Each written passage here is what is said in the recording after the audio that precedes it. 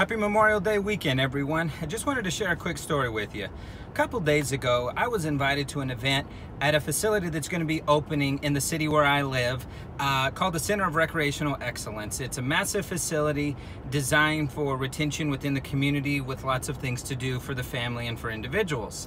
Well, the evening started off with some nice meals, some good barbecue and cupcakes, and after that you have some good laughs with friends. And then we made our way upstairs to the second, third floor where there's a track that goes all throughout this 160,000 square foot facility.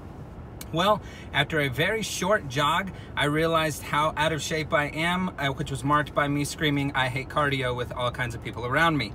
And then after that, some of the people I was there with made their way down to the soccer fields. Now, mind you, I'm not a soccer player, so I make my way down, fighting and saying, "I don't want to play soccer, I'm not a soccer player, I'm going to get hit in the face."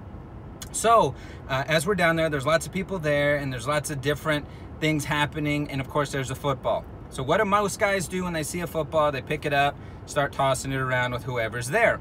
So there's some families there, young men and women. You just start tossing it, and mind you, I haven't thrown a football in quite some time, so the first little pass, it starts to feel really tight, but then you're like, give me another one. So you start throwing it 3 yards, 5 yards, 7 yards, go a little bit further. You just kind of working the shoulder out, and you keep throwing it. And before you know it, 15-20 minutes later, you're throwing 30-yard routes. People are running across the way. You're running, trying to catch passes, trying to intercept things. You're just having a good time. A couple minutes later, you find that they're going, "See if you can throw it the distance." So there I am, warming up the shoulder and throwing at the length of the soccer field. Now, thankfully, after a little while, after the shoulder warmed up, the accuracy came back, the spiral came back, the distance came back, but the endurance did not come back. So I just keep saying, one more, because my shoulder is hurting. My shoulder is on fire. And after a while, I tap out, I wave the white flag, and I just collapse there on the turf. Back up, this multi-million-dollar facility, looking up at the ceiling. And people are kind of laughing. They're like, "Hey man, I didn't know you could throw," whatever. And then as I'm getting up and kind of hobbling towards my car, a gentleman that I was tossing around said, "Man," he said, "I don't know why you collapsed so quick. You look thin, like you're in shape." And I said, "Buddy, looks can be deceiving." And as I went home that night, took a warm shower, put some biofreeze on the shoulder. When I woke up in the morning, shoulder was still a little stiff.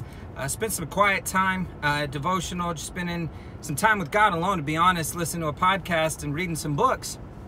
And I started thinking about how what happened the night before parlays over to spiritual conditions as well. The reason why I could not sustain that kind of physical activity is because I have no consistency in it. The reason why I collapse so quickly is because it's something that I don't do very often, and when I do, I can only do it for certain spurts of time. It's not for very long.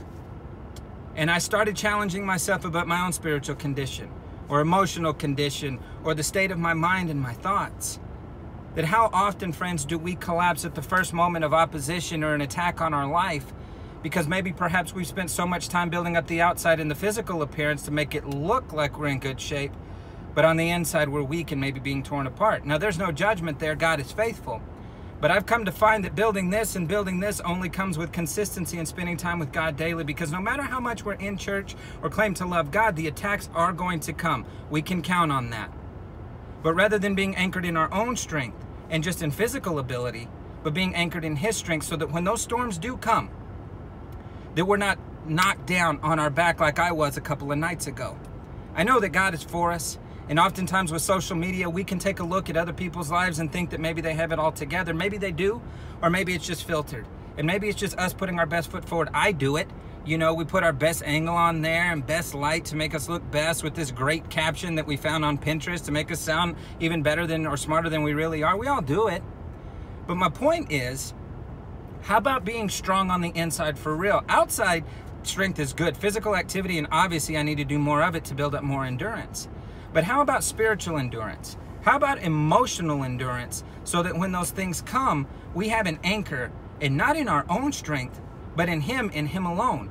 To recognize that rather than seeking the validation of others, which I fall prey to sometimes with friends or with other people, or even from stages that I stand on, but finding my validation in Him and Him alone, and knowing that I am in Christ, and that is enough. We can do it, building up our physical strength, emotional strength, spiritual strength, and mental strength. It can be done. Have a great Memorial Day weekend, everyone.